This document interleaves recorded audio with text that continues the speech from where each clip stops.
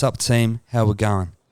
First off, I just want to say a huge thank you to all you out there for supporting this Assorted Kiwi podcast. Life is assorted, taste is assorted, our minds are assorted, and our stories are assorted. The Assorted Kiwi podcast is where Kiwis can share their assorted perspectives, ideas, and dreams. Assorted is all about Kiwis connecting through what is important to them. Every idea is important to who you are. Some may miss, but the best ideas are the ones that challenge ways of thinking and also emotionally connect people to one another. This is the definition of the Assorted Kiwi. Sup team, how we going? Welcome back to the Assorted Kiwi show, aka Origins. On this beautiful day in the middle of May. This one's actually quite a special episode to the old Assorted Kiwi show because it's a bit different. You can clearly see it's different. It's all digital. It's probably taken a while for me to figure out how to do the digital stuff because I'm pretty hopeless with digital. So before I introduce the person, well, you can probably see the beautiful person right in front of me. I'll give you a little bit of intro about this person before we delve into it. So on the other side of the call, we've got Maddy, and she is the founder of Kahu Art, as well as just an awesome human being that we've connected through the old Instagrams. I can't remember how we even linked up, but I think I first saw what she does and I was just blown away, you know what I mean, in terms of the art piece. And it was just awesome. And I'm just real keen on this hui right now because it's a bit different because you're not sitting on the couch, Maddy, but we're kind of metaphorical couch, so to speak. You can kind of see the backdrop. So there's a long-winded explanation, not really intro. These intros are getting really worse. But Maddy, Kahu Art, welcome along to the Assorted Kiwi show. How are you going? Cheers. What a beautiful intro. I love it.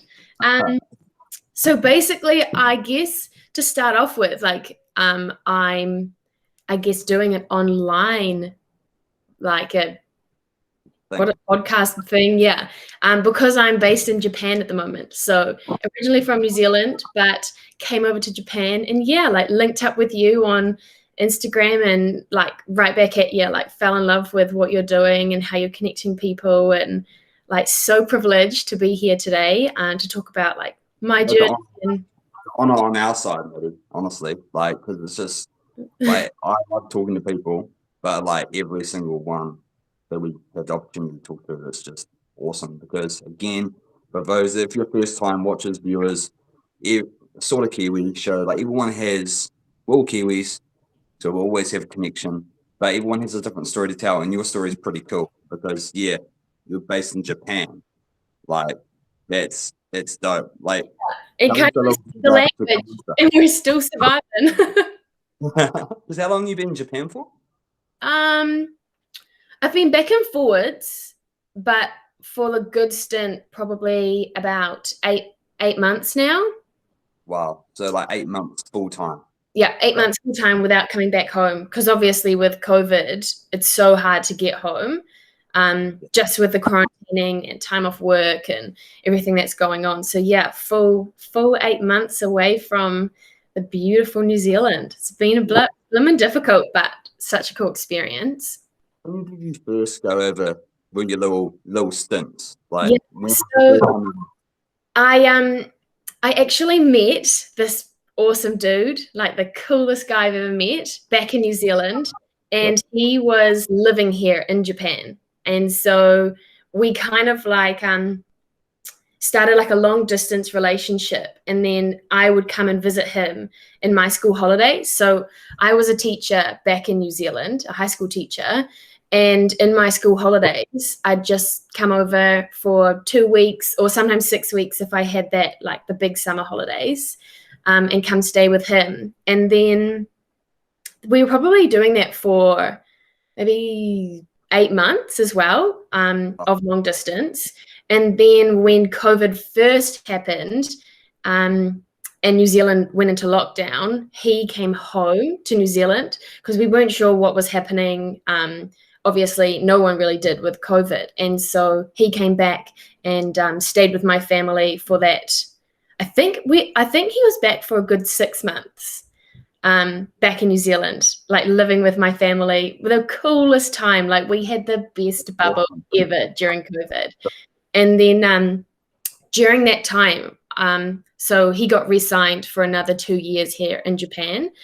And I was kind of rugby, yeah. Yeah. Sorry, I should have explained that. He plays for the Sunwolves? What's that? Did you play for like a Japanese team, or was it like Sunwolves Super Rugby? So they have like a top league here in Japan. And it's actually really good. Like, they've got lots of really mean players, like Bowden Barrett's over here at the moment, and Brody Retallick, and so they're all playing in that same league. So he plays in I don't know, the top division. I don't really know rugby. I don't really know how to explain it all. But he's been here now for, this will be his 4th year here. Yeah, 4th year, I think. And then, so got re-signed for another 2 years. And then I was kind of like, I wasn't loving what I was like doing in New Zealand. I just started climbing this ladder that I didn't really want to be climbing. So I was teaching health and PE, but mainly health. And then was given head of health. So was kind of promoted to head of health, which was an amazing opportunity and something that you'd think someone like a teacher would always want to go up that route. And I just kept on thinking like, this isn't for me right now. Yeah, exactly. And like kind of locked in before a lockdown. You know what I mean? Totally. This is a bit too intimidating. Like, yeah, for sure. Like, it was just, I wasn't loving it, and I was no longer passionate about it. The only thing I loved were my students, and like, that was it. Like, so anyways, I got to a point where it was like one day I was leaving the house, and I just like sat on my step and was just crying. Like, I just was like, I just don't want to do this. I can't even bring myself to go to work. And my mum walked down the stairs and just sat next to me and like just put her arm around me and like calmed me down. And I didn't even, like, nothing had happened. It wasn't any like nothing was happening that day that was worrying me, but it was just like just a build up of all these things that had happened. And mum just said, honey, you just need to straighten your crown, because she calls herself like Queen D, like, so her name's Dawn, so she's Queen D. And she's just like, you need to straighten your crown and like just get through today. So yeah, like did the day, smashed it, whatever. And then it was probably like a couple days later, I came out of my room and still living at home, because I mean, I would never move out with my family. They're just too cool. And so both my parents were sitting out in the lounge, and they were just like, all right, like, you need to resign. Like, you're so not happy. And they're both educators. So they were both teachers, and now they're both lecturers. And it wasn't like I was ever worried to let them down, like if I quit this like head of health role, because I never had those feelings. But it was kind of like, once they said, like, come on, we need to quit, it was kind of like a weight off my shoulders to be like, I don't have to keep going down this route, because if I go off of it, I'm not going to be disappointing anybody. So that was amazing. It was like same day pretty much. I wrote the resignation letter, went into the principal's office and was like, I'm resigning. I didn't have another job lined up. I didn't have tickets to go to Japan. It was like nothing like that. It was just like, I need to put my mental health first. And I have got such amazing people around me who will always like vouch for that. So quit the job. Didn't know what I was doing. But with teaching, you have 6 weeks until you hand your resignation letter, 6 weeks, and then you can finish. So I kind of had 6 weeks to figure out what I was doing. And then that was kind of when things just fell into place. Like a school, an international school over here in Japan, they just had a slot open up, and it's so hard to get into an international school, especially if you're not there in the country. And COVID had happened. This was in the middle of COVID. They're not really good. Yeah, hard out. And so we did like virtual interviews, and they were like, it wasn't even for my role. So I teach high school health and PE, and it's for a primary school to help kids with like special needs. And I was like way more excited about this new role, had no experience in it, no like education really behind me, but they were like, we love you, we want you to come. They sorted everything. They sorted my visa, they sorted my flights. Like it was just like, and they wanted me there instantly, which was amazing because my partner was leaving as well to go back to start his season. So it worked, like you guys flew over for your new life over together. Yeah, totally. That's cool. So, That's awesome. but I didn't actually get my visa the day I was leaving to go to Japan because New Zealand went into their second lockdown. And so everything had slowed down. They weren't processing visas. They weren't like, you weren't really allowed out to go like sort things out. And my school was actually the ones that were contacting like the Japan embassy and like getting them to coordinate it all. And I literally was flying out that afternoon, and around like lunchtime, I got the call being like, your visa's been approved, you can come pick it up. And it was just like there straight to the airport, because otherwise they would have just had to have missed the flight. But yeah, so yeah, but then again, in saying that, that was really hard in itself, because a part of me was still like, oh, fingers crossed I don't get this visa approved so I can stay here. Because we had, when we first like had a kind of one of, I mean, what we're doing right now is what we've had multiple, whether it's like through messages or video chats or whatever. But I remember you were saying to me that, because you mentioned something before, that like you wouldn't want to move out of home because you love the vibe of your like family, and it's just amazing, right? And like really based on the art that you do, it makes so much sense why you do that type of art, because it's so meaningful, you know. Yeah. But you're really like hard. And I did something to you, eh? Like, and I kind of like skipped over that part because it wasn't always like that smooth, like you said. Like it was so hard for me to actually decide, right, I'm going to move to Japan, because I like got the offer from the school, but it took me a while to actually like accept it and approve, say that, yeah, I'm going to be moving to Japan, because of like what you said, so close with my family, still living at home, never moved out of home. And so yeah, it was, and I knew that my parents like just didn't want me to go, but they wanted me to go at the same time. And so I was worried about them, and I was just kind of like umming and ahhing about what I was going to do. And my dad had said to me, he was like, Mads, I just want to take you to like our family mirror. So in our house, Dad has created this beautiful artwork, and it's like this big mirror, and it has a frame around it. And the frame around it, he painted, and it's got like our family values, or like our motto. And he created it for my mum, but she had input in it as well, because she's so creative as well. So they have this beautiful artwork, and it's like, be strong, take risks, go on adventures. And it's just like a few little things that our family lives by. And so he took me to this mirror and was like, Mads, if you go to Japan, or if you stay here in New Zealand, will you be upholding our family values? And for me, that was like his way of saying, like, I'm letting you go. Like, I think that you should go. And that was probably the breaking point for me, was him showing me the mirror and being like, remember, like, life is about taking chances, like taking risks and going on these adventures. And so that was, yeah, probably like the point that kind of like was like, all right, I need to kind of go out and be independent and take a risk. And it's definitely not been easy. Like, I'm not going to sit here and be like, this is the best experience of my life.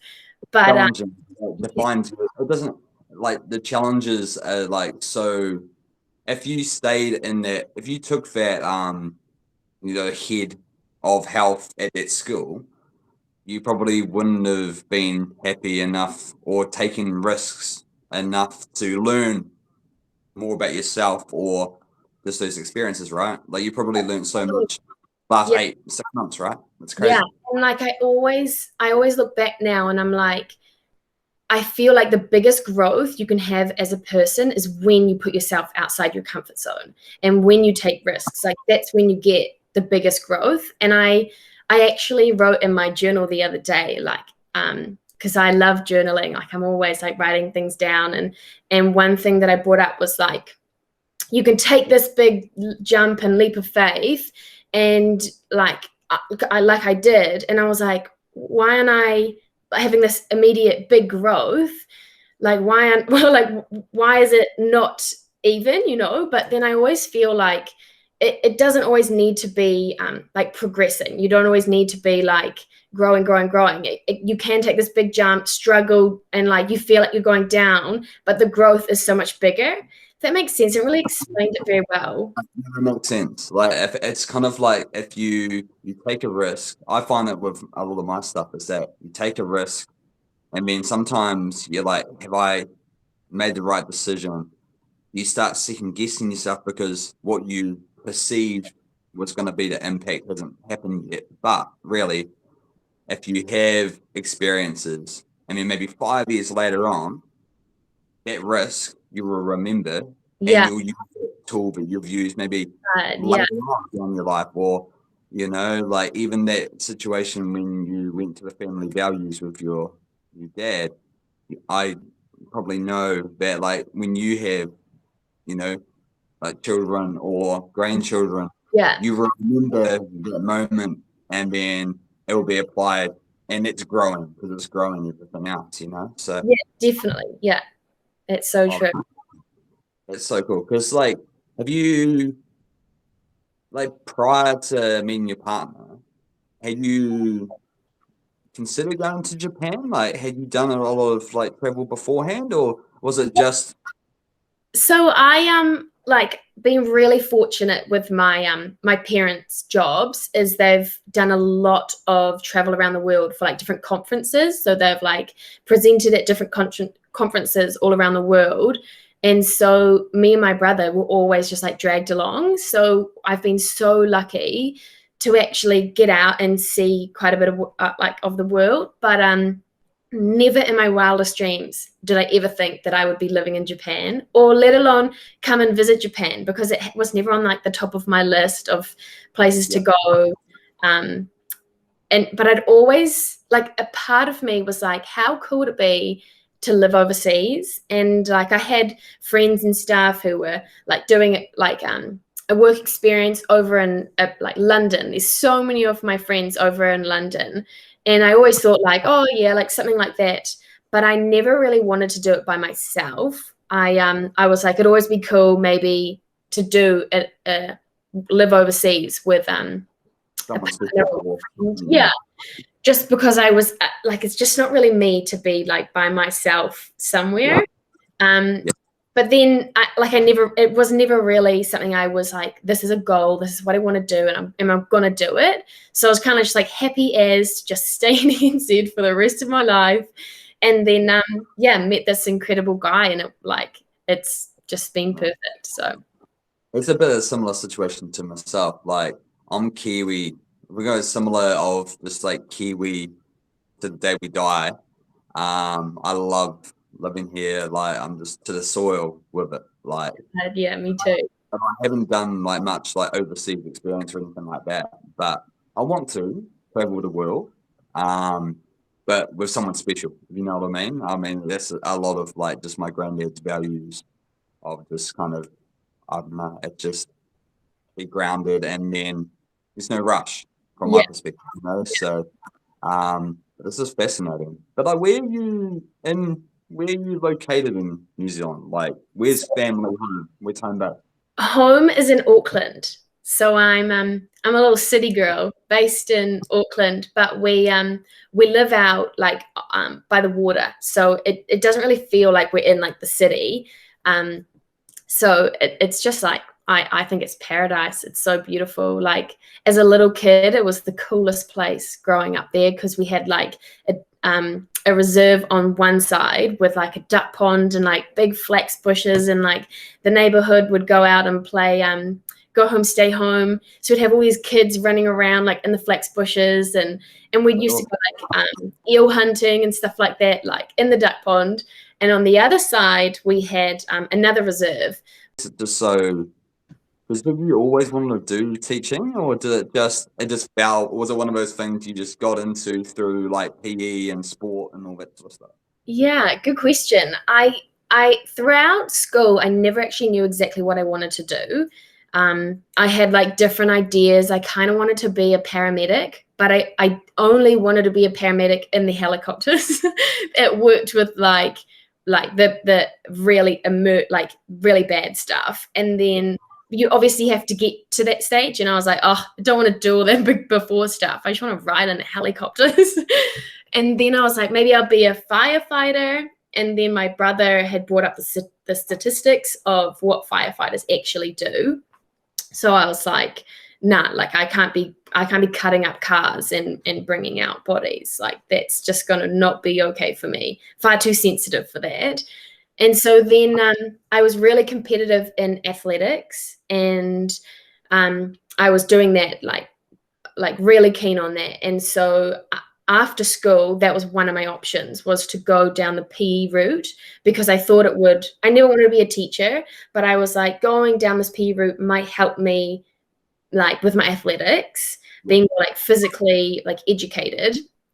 And then I'd always loved art, so that was always something that was just like my outlet. And so after school, when it got to like year 13, you had to figure out what you were going to do for the rest of your life, which I think is bullshit, by the way. Oh my God, so bad. Out of curiosity, before you kind of continue that story, did you go straight into study, or did you take gap year, or? Nah. So I went straight out from school, straight to university, straight out of university, straight into a job. So I was like a teacher when I was like 22. Yeah, like super young. But that in itself is really good, I think, because you can actually be a lot more relatable to the students. But you obviously have to be like very strict with your boundaries. Like I'm a teacher. I'm not a secondary school, right? Yeah. And I was left secondary school, like. What's that? Sorry. You just left secondary school maybe like 4 years before or 5 years before, or whenever it was, and then now you're back in it, in the environment in a different capacity, and it's just like. Yeah. And I hated school, and I remember saying to myself, like, I'm never ever coming back to school. I'm never having anything to do with school. I hate it. It's not my place. Right. But yeah, so I had that as an option, and then my other option, I also applied for a fine arts school. So I got into both, and then I was like, okay, well, I kind of need to figure out what one I want to go down, what route. So I went to this open day at the art university, and I like brought my portfolio in and like walked in, and I sat down in this room with like a massive like mixture of people who like looked like they knew themselves, like they quintessential, not no offense to the look, but like the very they knew themselves because they're very like expressive, so expressive.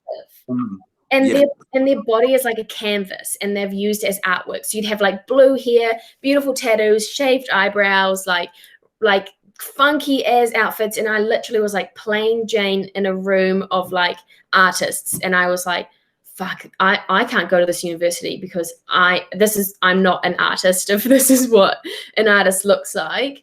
So I declined that offer and then went down the PE route because I just was so excited about my athletics career. And so my dad had told me to always have a plan B. And so because he was a professional athlete back in his day, he played basketball for New Zealand.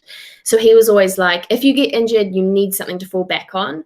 And it was my first year of university. I had a really bad break in my ankle and had to have surgery and never quite came right. And I was never able to get back to where I wanted to be. And every time I kind of got back to where I wanted to be, something would happen. Like just before one nationals, like my appendix ruptured. And so I was in a hospital. And then the next nationals that happen the next couple years around, when you finally get up there, something else happens. So it was like never actually meant for me. Like it was just, it didn't fall into place. And so did you do like high jump or long jump and stuff like that, or I did the heptathlon. So what? So I always joke about it that like I started off doing high jump, but then this was like when I was in high school, started off doing high jump because I was always quite tall and lean.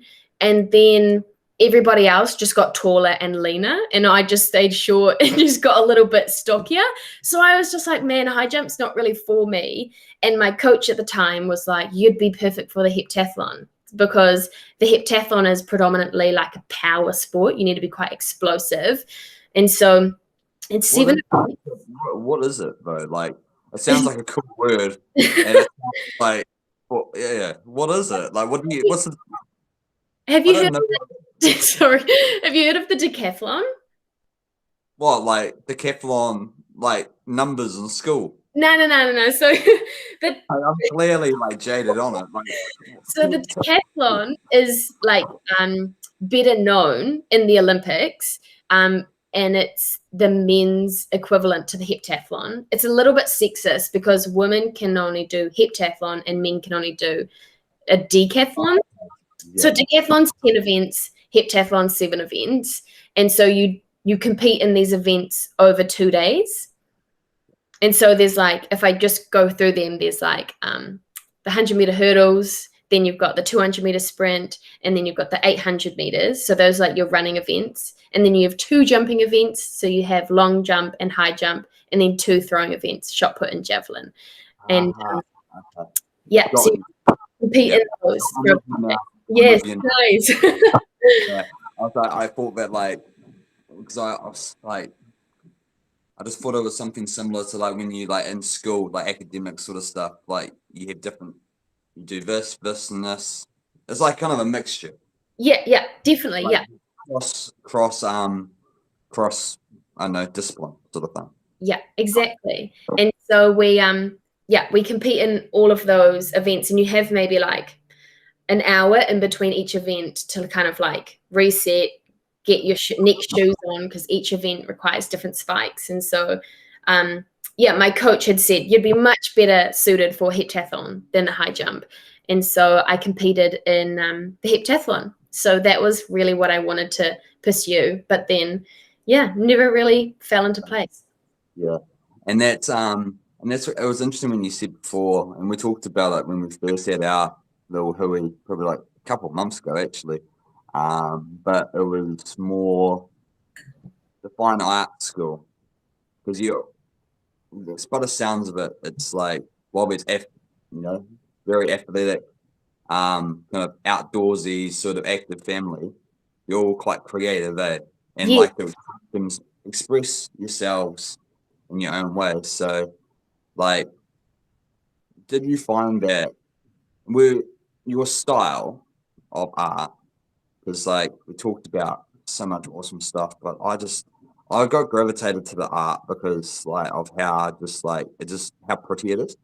And how would you, the style of art that you do within, actually talk to us about what Kahu Art is. Okay. Like, sometimes I go fast forward. I think that's just awesome, because that's how we kind of linked, really, because I just blown away. So over to you. Cheers. Thank you. Yeah. So Kahu Art is I created this little business, I guess, to create meaningful art that has a story behind it.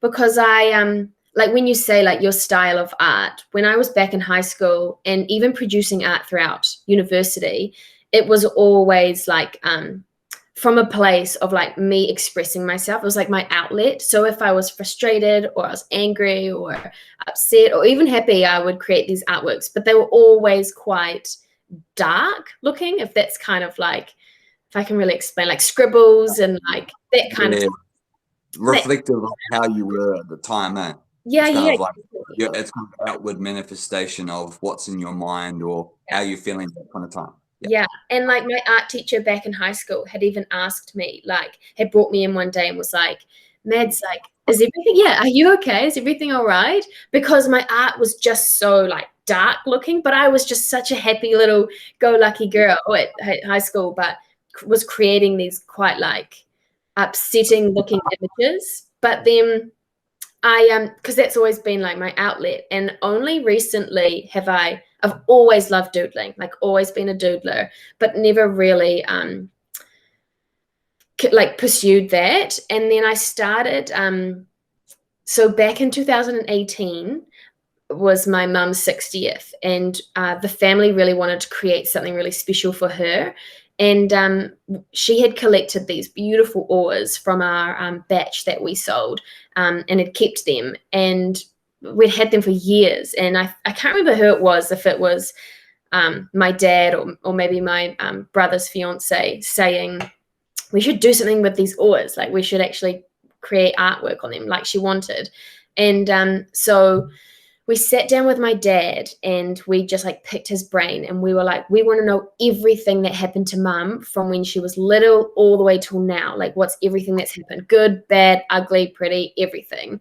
And he was amazing. Like he sat down, wrote down like everything, and we interviewed him, and we got such good ideas.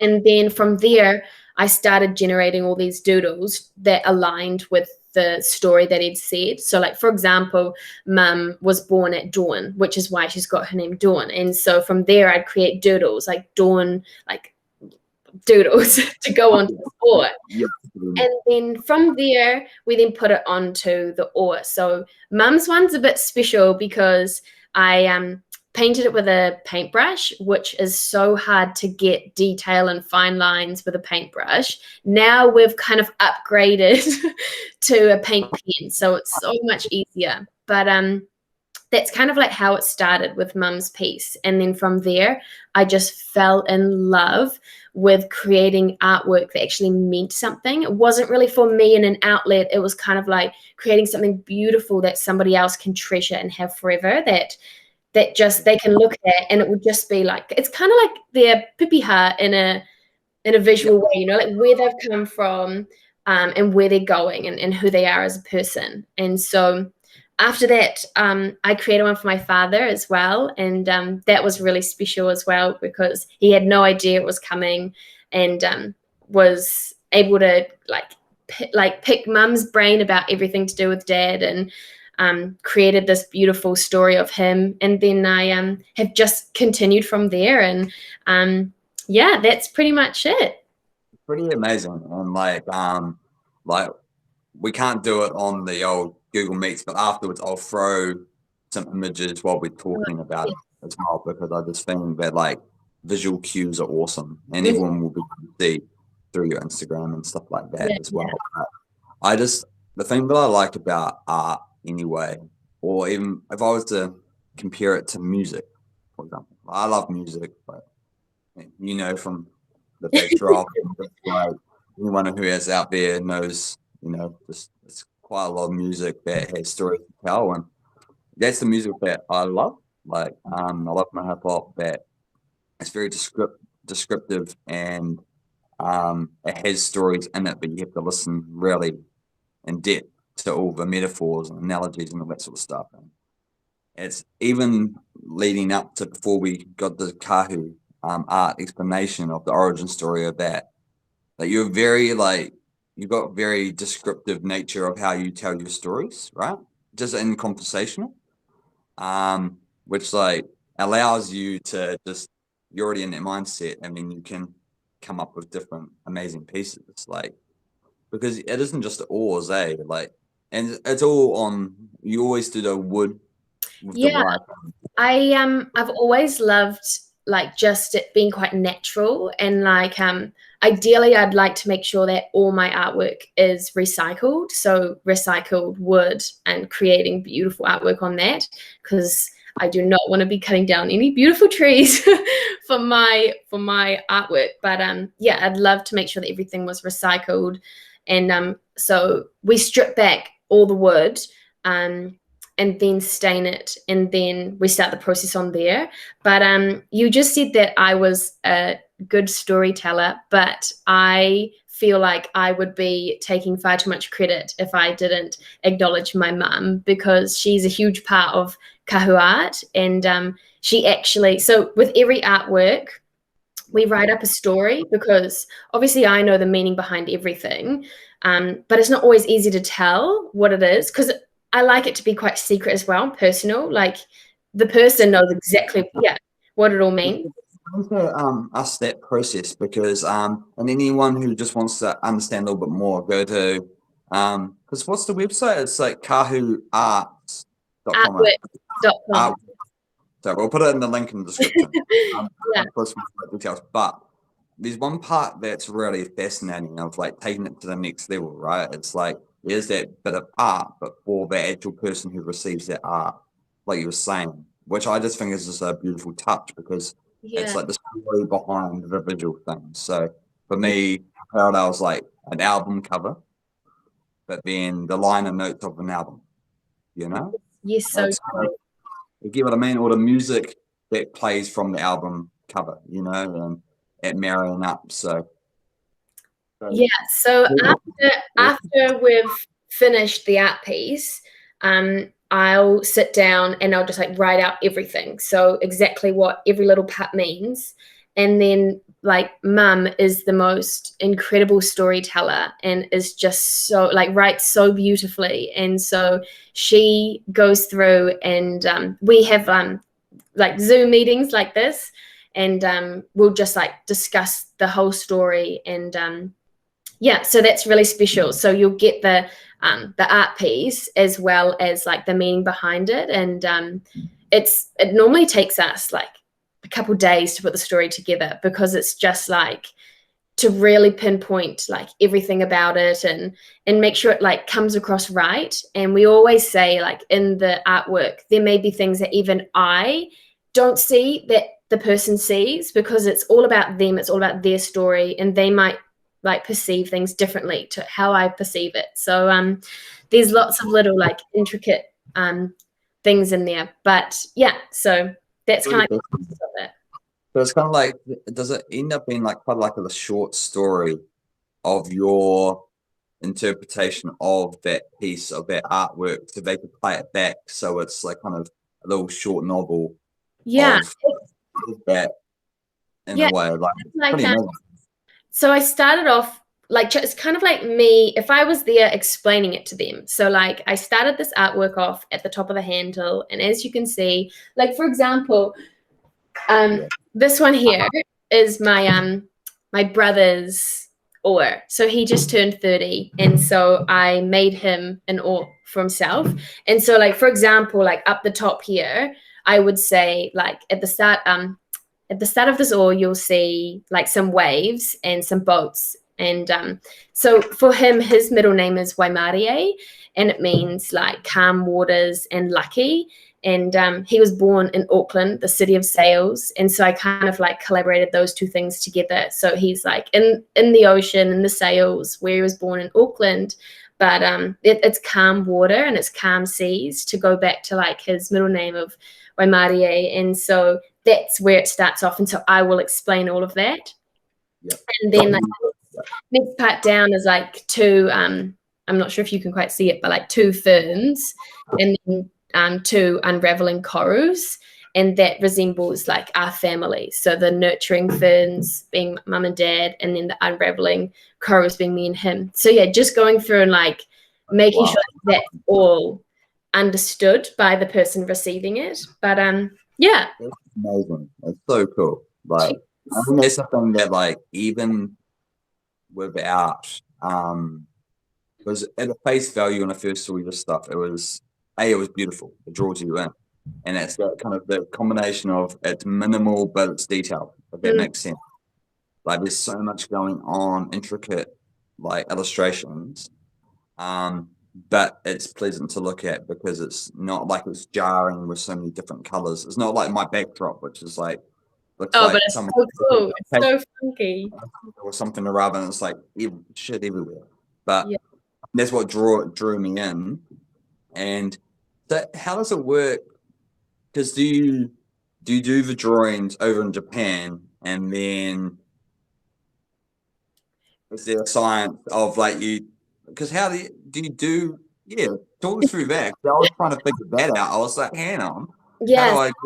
How would it happen? You know? I've got a few pieces of that I've sold like all over the place. So I've just sent one off to Scotland, and so that like just in the post was easy sorted because it was just a circle piece. But the oars are a mission to actually ship because they're slightly too big to post.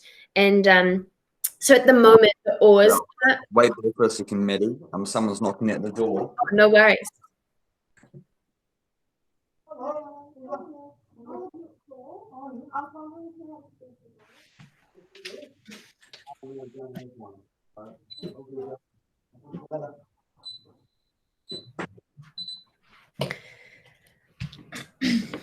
There's a little information breakdown was random. Like the next door neighbor, like knock, knock, knock, knock, knock, knock, knock, knock, knock.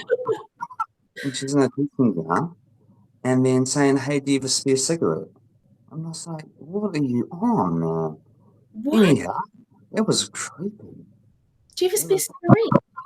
Yeah, I mean, I was like, I mean, I don't know. That was just bizarre. I honestly, like, the first thing comes to my head whenever I hear things like that, I'm like, oh, someone's sussing out to see if who's home to like break in. Like, because why would you ask something like that? Yeah, I'll tell you what is actually interesting. I think we might just include this into the mix because this is actually kind of hilarious. Like, I know they're talking about like weird circumstances. Like, I knew like old flatmates, people that I lived with over the summer. Like, I was down Dunedin, where I'm from, and the girl got home alone, and there was one of those knockings like that, and it was over summer, Christmas, New Year, and as you know, people go away, you know, so a lot of like Auckland people gone to their bachelors or just people just out of town. So perfect opportunity for people to be sussing. So it was just really weird and knocked around excessively and around the house and windows. It was really bizarre. Like it's freaky. But it just like shows like what happens on foreign places. You know what I mean? That's odd. That is odd. Yeah.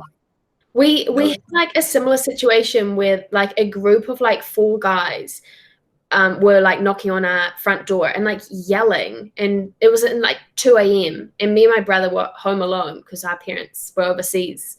And so both of us were like, what the heck? Like, who's this person trying to break into like who's yelling at us? But we just left it because we were like too young. But then we heard them at the back of our house, and our house is really hard to get around the back of. And then we called the police, like on the phone to the police, like straight away. And when the police came, they caught them with like bricks in their hand that they were like going to try to smash through the window. And so, but they had like said, oh no, we needed the bricks to like put under our car tire because it was stuck. And the car was like on the road. It was perfectly fine. And the police just said, like, just go, leave them alone. But I was like, bug off. They're not trying to get their car to move. They're for sure trying to break into a house. Yeah, crazy. Yeah. But anyways, we digress a bit. You were saying how difficult it is to ship oars. Oars because they have to be like they have to be 150 centimeters to be able to ship it. But the oars, that's the maximum length is 150 centimeters, and the oars are 149. But with like packaging, it goes slightly over, and so it's been really good though because I'm just putting another baggage. Okay, how am I gonna explain this right? I am coming home to New Zealand, and so I've added an extra bag to my ticket coming home. And so I've just packed all the oars into that extra bag, and then I'm going to take them home with me. And then when I get back to New Zealand's way easier with their postage and can easily post it all over New Zealand. Kind of a backlog of oars, and in customs and X-ray mission, they're like, "Why is this? You've got so many oars. Like, is she like the kind of the captain of the oar committee or something? Like, what's going on?" But a lot of the other art that I've been producing, it's been for people here in Japan, just like our rugby community of foreigners. Because Kahu Art is still really new, so I've been really fortunate to always be having a project to work on, but it's not like we've been going for years and I've sold all these pieces and stuff, but I've been really fortunate. So the people who have contacted me from New Zealand wanting an oar, I just was upfront with them and was like, you won't be able to get your oar till July, and everyone's been amazing and like, sweet as, that's cool, let's do that. So that's awesome. Because how long does it take? Because there must be a lot of, like, for you, like, as you see, you doodles, and I like doodles too. Like, I doodle hieroglyphics of just words that mean something to me. Yeah. But you know when you have to write something down, and someone else couldn't decipher it, but we'll just doodle or whatever. But you spend a lot of that time, as you said, it's getting all the information. It's interesting because you must have like awesome. Well, you do have like awesome personal skills, like interpersonal skills. As well as just us having a yarn, but interviewing people and getting the information. Like, you have like a clear process of like, get the right information, and then as I'm getting information, you're coming up with ideas of, okay, this question is this, and here's the answers and the doodle surrounding it. Like, it must take a while to formulate that plan, I know, before you put paint to the wood, so to speak. Yeah, hard out. So it starts off with like obviously someone saying what they'd like, and then if ideally when I move back to New Zealand and continue Kahu Art, it'll just be like kind of like an adventure that you're going to be going on. I hope to be able to like go meet the people who are wanting the artwork and sit down and just talk to them about their story. But at the moment, obviously, with being over here in Japan, I have got a template of all the questions that I need answered to be able to produce what I want to produce, and pretty much like them just telling me their life story. So I send out that Google Doc and we can both edit it, and then they send me through photos, maybe of like their childhood house, or maybe the dog that they love, or something that they want included in the art piece. And from there, that's kind of like where I get all the information.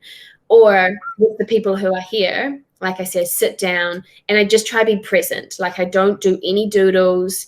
I just take it all in and write down write down all the answers. And then from there, once I've got like all these notes, I'll try generate as many ideas as possible for one part, because I feel like the more ideas I can think of, I'll be able to find something that I like or something that kind of works in it. And as you said, like, you kind of like the top of your brother's oar, it's like so much like different meanings within that one part of incorporating this idea into this space. Yes, yeah. And I always like to try have a theme going throughout it as well, and bring it all in at the end. So like if I talk about my brother's oar, he's got this like woven design that goes throughout his artwork, and slowly, like as the oar goes down, the woven design gets tighter and tighter as it goes down. So it starts off like loose, and then it just gets tighter and tighter, and then it's all brought in at the end. So I'll kind of like explain. Like, so this is like the woven design that's here, and then it goes down, or I guess it kind of starts up here. As you can see, it's like quite loose, and then it gets tighter down as it all goes down, and then like it all is brought in at the end here. So the woven design is at the bottom, which is like his future and like full of growth and happiness and adventure. And so that's kind of like, I just tried bring it all in together, and like the woven design has meaning to it. And so after this whole process, it's then designing it on either piece of paper. I just go through and just like, I probably create like 5 different designs before I find the right one that I like. And with my brother's oar, I had a spear oar, so I designed what I wanted on the spear oar first, if that makes sense, because I could easily totally mapping it out. And then from there, I just start going. Like I freehand a lot of it, and then if there's like some parts that need to be straight or stuff, I roll it out. But it's mainly just like a really enjoyable experience of just freehand, like no pressure. And then if I make a mistake, like I just don't think there's such thing as a mistake. You just like incorporate it in. It's like it's beautiful for whatever it is. So yeah, that's awesome.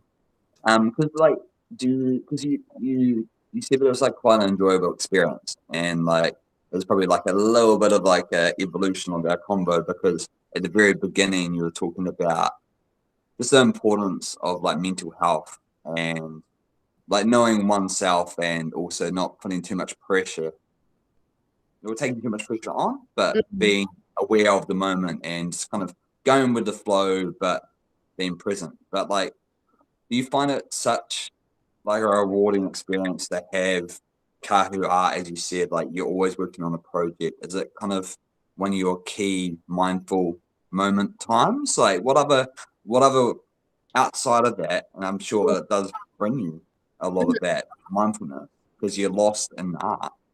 Like talk to us through that. Like did you learn a lot about yourself by doing that process or taking this on? Like yeah. So I love that you mentioned that. Like I think mental health has always, or just being happy has always been my real driving force. And so when I decided like education and teaching for me at this stage isn't what I'm passionate about, like who knows what will happen years down the line, but right now wasn't what I was passionate about. And art kind of just fell into place. Like it wasn't like, okay, I'm going to start this art thing and I'm going to make it work. It kind of just gradually happened. And within your dad's piece and your mum's piece, and just organically came through. Like that's awesome. Yeah, and I did love it and I did enjoy it, and that's what like kind of got the fire going. Really, I was like, okay, like I could maybe turn this into something. And I started off being like, right, I am going to make a career out of this. I am going to like 10 years down the line, I'm going to be having my own art studio. I'm going to be like loving creating all these art pieces. And I just had this vision. I was like, this is going to be epic. And then the other day I like connected with this amazing girl, and she was just kind of like, what are your goals for Kahu Art? And I was like, I'm actually rejigging those goals as we speak, because prior to COVID, I was like, this is exactly what I want to be doing. And after being locked down and having all this free time and not using it wisely and being so isolated from everybody, I kind of then got a new little vision, a new little flash forward to be like, imagine if this was my life, if I didn't have a 9-to-5 job, if I had all this freedom, I didn't use it wisely, I was so isolated, like I didn't see people on a daily basis, like I wasn't even getting out of the house. Obviously we were in lockdown, but I was just like, would this be good for my mental health? Like I'm such a people person, and not seeing people face to face and being in an art studio, creating art, like, is it what I want? But I do also feel like you can make what you want. So that was me, obviously, in a COVID lockdown mindset. But your mindset as well, like really like putting a mirror up to like what's in your brain, and just kind of taking the time when you had the time to kind of start thinking Yeah. And because I wasn't before then as well, right? Like you're reflective probably a hell of a lot. Like. totally, and because I like wasn't using my time wisely, I started to like kind of not beat myself up, but like, you know, like you're like, what am I doing? Like I've got this time to use and I'm not using it. So I think I'm rejigging those goals at the moment, and I'm kind of just seeing what happens. And I do feel like you should have goals, you should strive for like different milestones, but at the moment I'm just enjoying it. Like I feel like if that's what happens, like if you just get lost in it, hey, like because at the end of the day, you find like regardless of like you're not in it for making lots of money off your art, and you're not for necessarily like creating the art, but like the enjoyment and the fulfillment you get from participating in that activity. yeah, and I mean like that means the world to you. Like it doesn't matter as long as you're happy with that. That's all that you're. That's the thing, right? Yeah, and like the highlight of creating Kahu artworks isn't actually the process, even though I personally love it. But the best thing about it is giving it to someone and seeing the reaction. And at the moment, obviously, with shipping things off and not being able to see people, like still getting the messages like that they loved it is so amazing. But I just love, love, love seeing like giving it to them and their reaction. Yeah, or just seeing the reaction, because you know, like when you do a random act of kindness, you normally like you actually get a greater sense of happiness and fulfillment if you are the one that's giving the random act of kindness rather than receiving it. Like you always feel better. I'm very similar,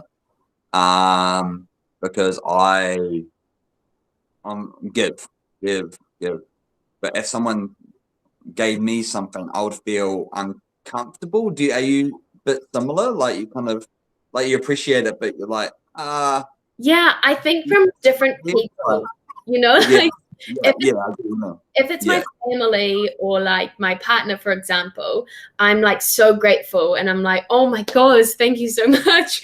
And like whatever they get is so cool. But if it's from somebody else, or like maybe you don't feel like it's deserved, or whatever it may be, or just like too much spotlight's put on you, then you're like, I'm the exact same. You're like, oh, I don't deserve this. I don't need this, you know? It's like super random, but then like you're like, oh wow, okay. Yeah. But be in the moment, and yeah, totally. Oh, that's crazy.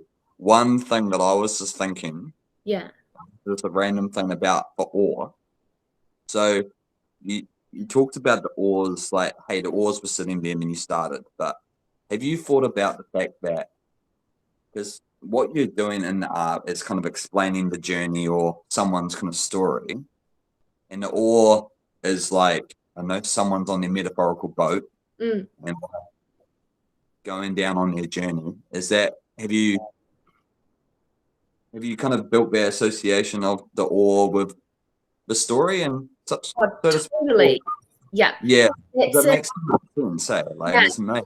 That's in a lot of our stories as well, is that we say like one oar is so useful, you know, for your waka. But if you've got multiple oars in a waka all moving together, like it's a much stronger unit. And so especially with my family, we've at the moment there's half of our family members now who've got oar or like Kahu Art piece. And so it's just like our tribe is slowly becoming like one, you know, like we're all going to have our oars and we're all going to have the strong unit. And so it was really beautiful because my mum had a massive part in my partner's oar that we created for when he graduated university.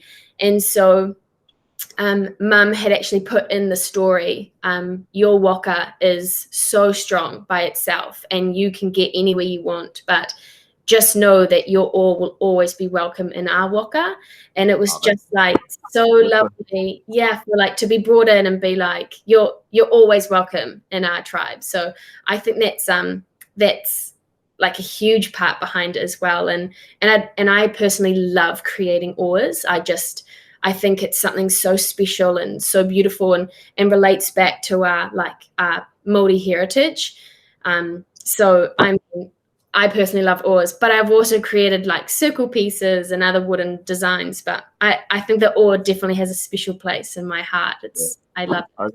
It's just so special, and like it's just So when you mentioned you coming back, is it for a little stint, or what's the go? Like, Yeah, so I'm coming back for it's 6 weeks, but obviously with quarantine, it gets shortened, so it's only 4 weeks that we're back, and it's just because my school finishes here for the year, and so I'm just dying to see my friends and family and just be down at the beach. Like I just miss the beach, and so we're coming back just to kind of like reset, see everyone that we love, and then we'll be back here for another year at least. But I'll be back in November and December to one, bring some more Kahu Art pieces back, and two, for my brother's wedding, which is just going to be the best day of my life.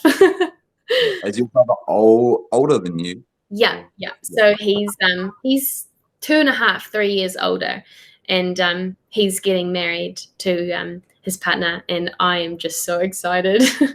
So like you're geeking about it, eh? You're just like, Massively geeking about it. I've been dreaming of this day for so long, and like when you're just like you're dreaming, like, because some girls like dream about their own weddings, but you're just dreaming about your brother because he means so much to you, eh? Like, oh my God, it's honestly just going to be the coolest experience. And like when so our whole family went on a family trip to Iceland, and that's where he proposed to her under the Northern Lights. Like so the most romantic, but nobody else was there, so we'd all gone to sleep. We didn't know what was happening, and he just brought her out and under the Northern Lights and proposed. And in the morning, she kind of just like really casually just like showed us her ring, and I was just like instantly crying. I was just like, oh, this is amazing, and she was just like, oh yeah, like this is cool, like kind of like was obviously so happy, but I felt like I was far more emotional. you're like, what? Yeah. And so if I bring back the oar, like this is probably one of my favorite parts, because it has like the Northern Lights on his oar. Yeah. This is probably like my favorite part on it, just because like I just think it's so special. So and that's because you've done that recently, and you're wanting to actually, you're not going to send that one in the post, well, can't because of the postage size, but because it means so much to you and to your brothers, or you're like, well, I'm not going to post it, brother. Yeah. Like, I want to sit on. No, you're going to wait until I get back. Like, yeah. So cool. Yeah, so we'll be back for like two stints this year, and then hopefully can get back again next year. But yeah, it's definitely been hard, but hopefully coming back will be good. Yeah, and it's getting better, I guess. Yeah. Oh, totally. And I was like told like the first 6 months are always the hardest, and you want to give up and come back home. And I definitely think that's the case. Like I was like crying myself to sleep some nights, like so homesick. Like it actually hurt, like just being away from friends and family. But it's been such an amazing experience, and I'll look back on this time and be so grateful for it. So well, it's like life-defining times, eh? And like like my plans, because we've talked about it, and it's like those times. And I haven't actually told many other people about it, so we have to wait and see until July 2nd. I keep saying July 2nd to people. Pretty exciting, though. You already know. So, but it's those moments when you make those decisions, eh? I mean, that's how we like.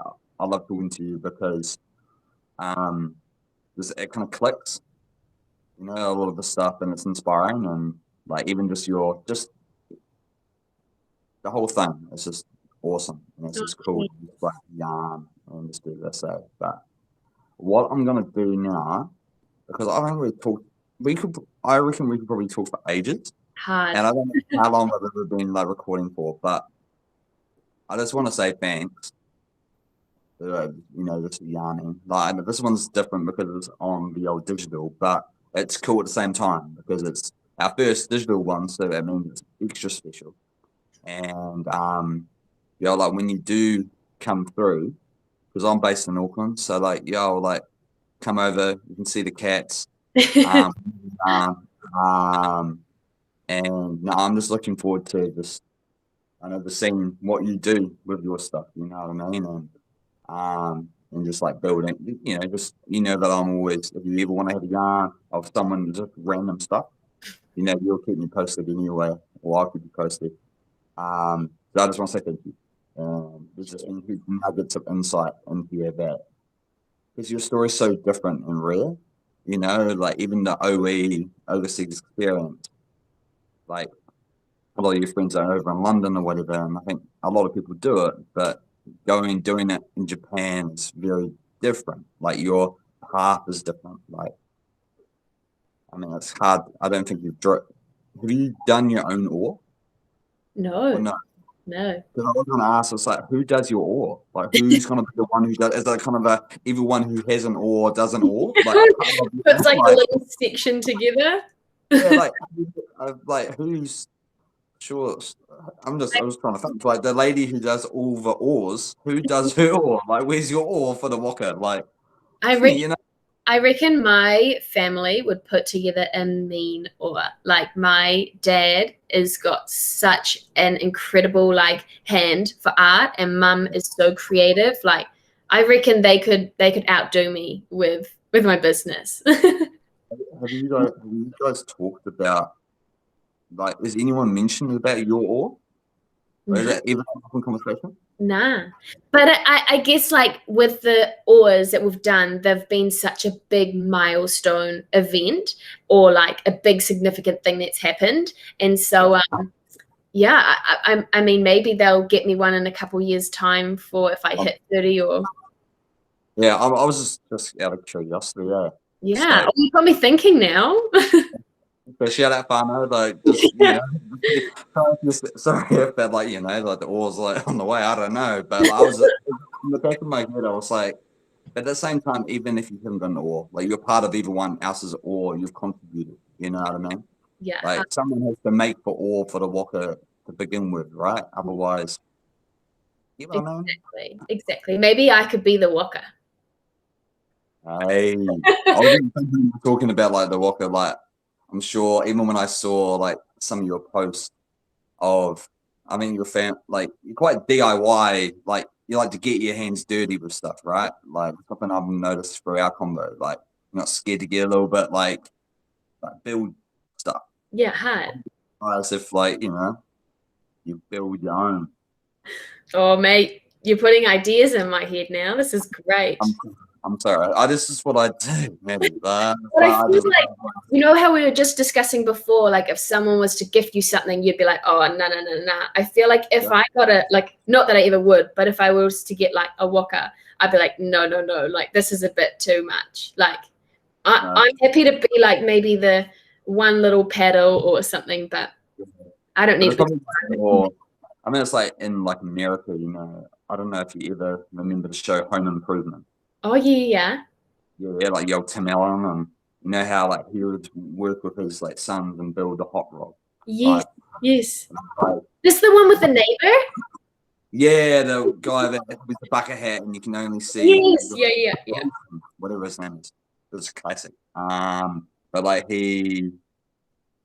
kind of, I don't know, like you kind of chip away at your walker. But like the walker is kind of just it's like the metaphor of the family and the whole journey. This is amazing. And I just love Maddy culture and stuff. Yeah, me too. It's so beautiful.